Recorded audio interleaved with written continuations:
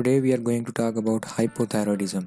Hypothyroidism is a common condition affecting over 1% of general population and 5% of individuals over age 60 years. It results from deficiency of thyroid hormone. Women are usually affected approximately 6 times more frequently than men. Now, what are the causes of hypothyroidism? First of all, autoimmune causes. Hashimoto's thyroiditis, spontaneous atrophic hypothyroidism, Graves' disease with TSH receptor blocking antibodies. Now, what are the causes which are iatrogenic? Radioactive iodine ablation, thyroidectomy, and drugs like carbimazole, methimazole, propylthiouracil, amiodarone, and lithium.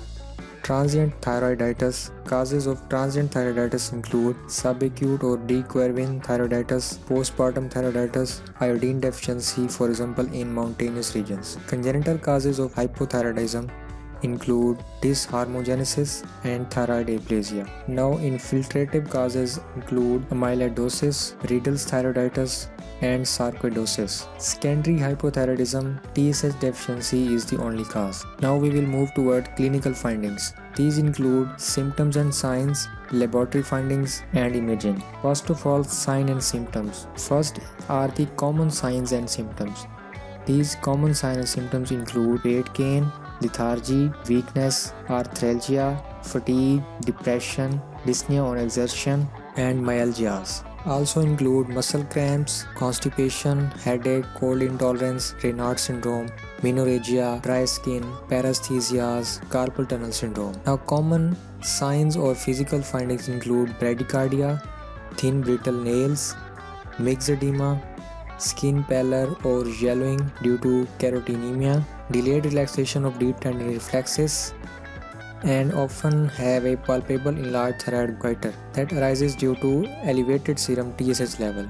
Diastolic hypertension, thinning of hair, puffy face and eyelids. These all are the common physical findings. Now, less common manifestations include diminished appetite and weight loss, hoarseness of voice, decreased sense of taste and smell, dysphagia or neck discomfort.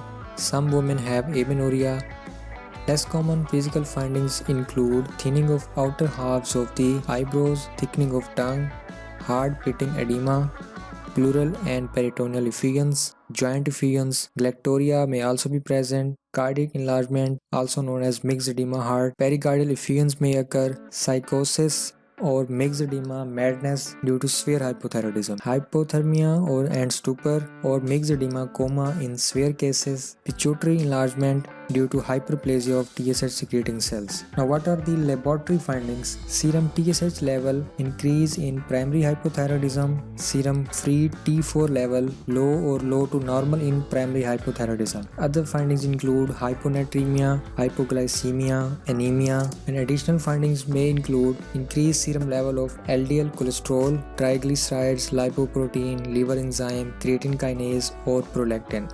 Semen analysis shows an increased abnormal sperm morphology. Now, the normal reference range of ultrasensitive TSH level is generally 0.4 to 4.0 milliunits per liter. A state of having a normal serum free T4 with serum TSH above normal range is called as subclinical hypothyroidism. Now we will move toward the imaging. Radiologic imaging is usually not necessary for patients with hypothyroidism. However, on CT or MRI, a goiter may be noted in the neck or in the mediastinum retrosternal goiter. On MRI, pituitary is often quite enlarged in primary hypothyroidism due to reversible hyperplasia of TSH secreting cells. Now, what is the treatment of hypothyroidism? Before therapy with thyroid hormone is started, the hypothyroid patient requires at least a clinical assessment for adrenal insufficiency and angina, for which the patient would first require evaluation and treatment.